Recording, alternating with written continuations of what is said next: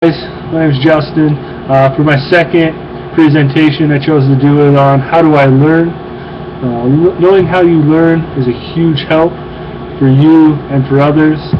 That way you can figure out how you learn best and implement it into your life, and then you can turn around and help others. For the first question I have, I says, am I humble enough to ask others for help in my learning? I think humility has a big factor in why people are successful and not successful. We must be confident, but there's a difference between confident and cockiness. A lot of that is shown in athletics. You can see a lot of people that are confident and then others that are cocky. And most people don't like the cocky player. But I got a verse that comes from D&C section 4, verse 6. D&C 4 is a great missionary section of the scriptures to help us out to be better missionaries, and I think this helps us out too. It says, remember faith, virtue, knowledge, temperance, patience, brotherly kindness, godliness, charity, humility, and diligence. Those are all the characteristics of a good missionary, and humility is a big factor in that.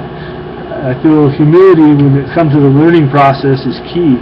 If we're not humble enough to ask the Lord for help, in my opinion, we really don't want to learn whatever we're trying to learn if we're not willing to ask the Lord for help. The second one is, how do I let the role of religion play into how I learn?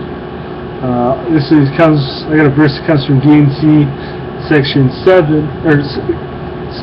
verse 7. It says, asking you shall receive, knocking it shall be opened unto you. As members of the church, we know that that's possible by asking the Holy Ghost, which we're reminded in Moroni chapter 10 verse 5. It says, by the power of the Holy Ghost you may know the truth of all things.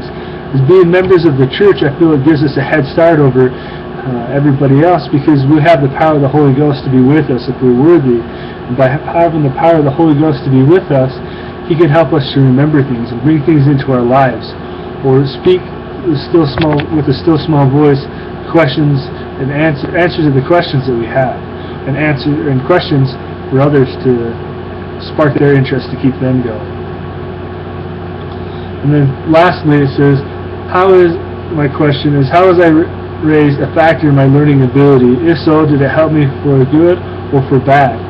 I got another verse that comes from Alma chapter 57 verse 21 that talks about the stripling warriors. It says here, yea, and they did obey and observe to perform every word of command with exactness, yea, even according to their faith it was done unto them. I remember the words which they said unto me, that mothers had taught them. For me personally, growing up in the church with my mom, she's a big help to me. My parents, they're always good examples. They weren't out doing things that they shouldn't be doing and teaching me things that I shouldn't learn.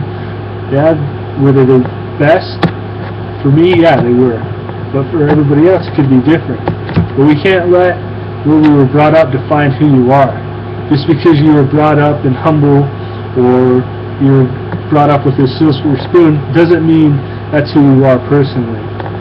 And even if you've been brought up in hard times, through great work and the power of the Lord, you can be able to achieve all that you want to do. Whether it's academics or whatever profession, it doesn't matter where you came from, but all that matters is where you're going.